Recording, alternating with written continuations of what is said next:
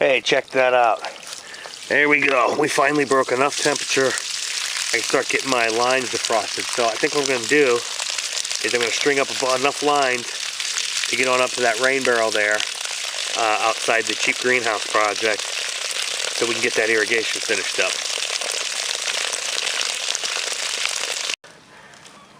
Alright, so we just walked up. I wanted to see, I was curious to see with all the rain and everything that we had gotten, how much water was in that rain tank, because there's no surface for it to drain into. It's just kind of out in open air.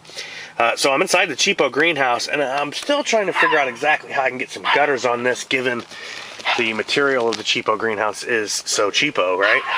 But I'm excited that I am starting to see some growth in here.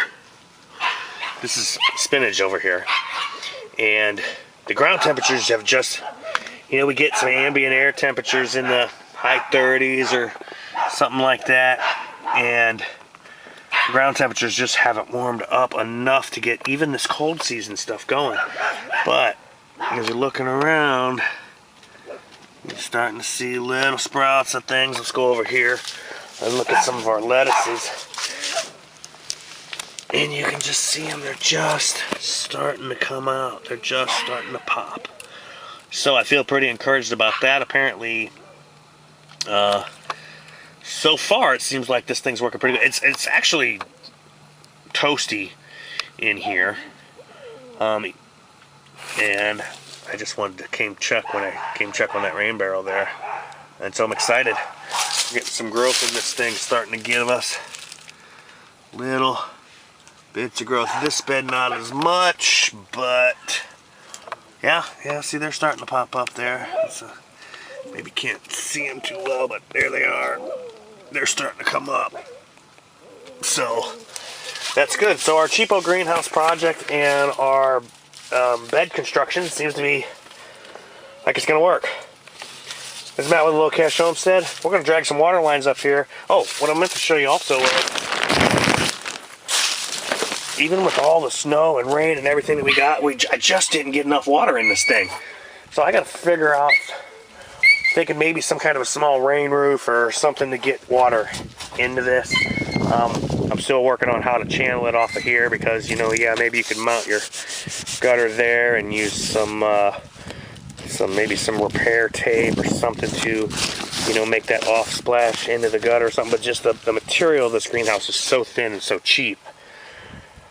But it's held up. I will give it that so far under the conditions these are even a little bit more extreme than we normally experience here at the Low Cash Homestead.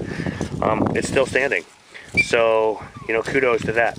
Alright, we're going to drag some water lines up here, and we're going to fill this up. Alright, we got a couple 100 feet of water line up here. Drug up here. I don't even have this on full blast. I'm going to start filling this barrel. And then the next question is, of course, well, Matt, didn't you just shock your well? Isn't that heavily chlorinated water? Yes, it is. I'm not going to worry about it for a couple of reasons. One, yeah, there's charcoal in here, but that'll soak up some of it. The other thing is, this is open to the air. If I were to throw an air stone in here, in a few hours, everything would be fine.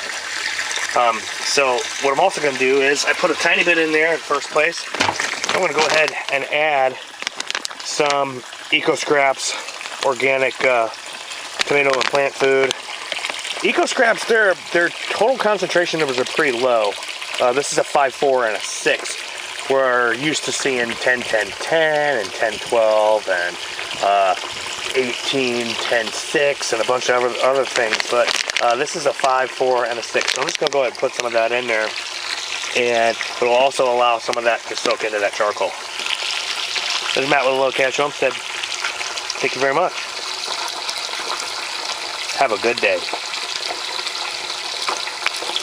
Kitty, that's fertilizer, not food. Not food, Kitty. Okay, so let's talk about another thing about this. I mentioned that I would have to drill out the little regulator on this, because this 1/8" drip line setup was designed to work on pressurized water. Okay, so all I did is I just punched a 5/8 paddle bit right through it in a power drill. It took like 3 seconds. Okay, so my original plan was to not even use this and just connect this straight to. It doesn't work, threads are different. So I just punched out that. Now I got more of these little regulators. I don't usually use these 1/8" strip systems anymore. I'm not saying that I won't, but I'm saying that the stuff that I've used in here is all like leftover and surplus stuff from other projects. I did use the 1/8" tubes in the microgreens to make automatic drains for microgreens. And will I rebuild that setup? I'm not sure. I've been thinking about some other different ways to do it, including doing it outside, so they can kind of stouten up a little bit under natural sunlight.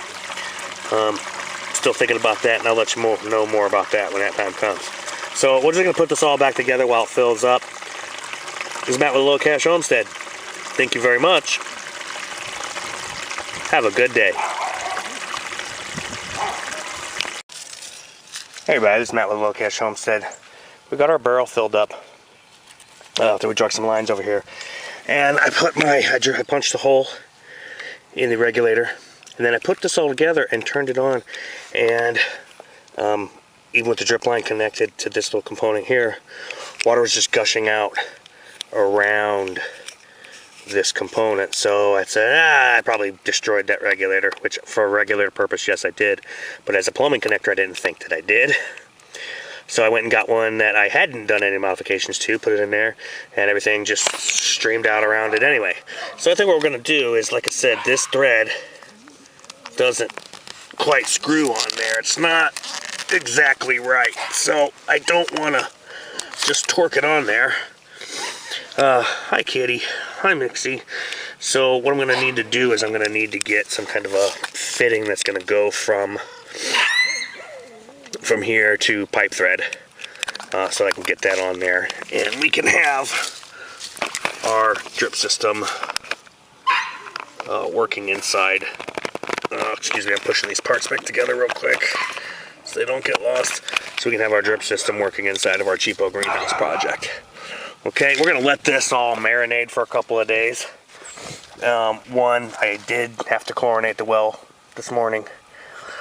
And so we're just going to let this all marinate. I'm just going to let it all marinate. It'll be out in the open air. The charcoal will probably soak up some of the chlorine, as well as the fertilizer that I put in there. Okay, this is Matt with Low Cash Homestead. Thank you very much. Have a good night.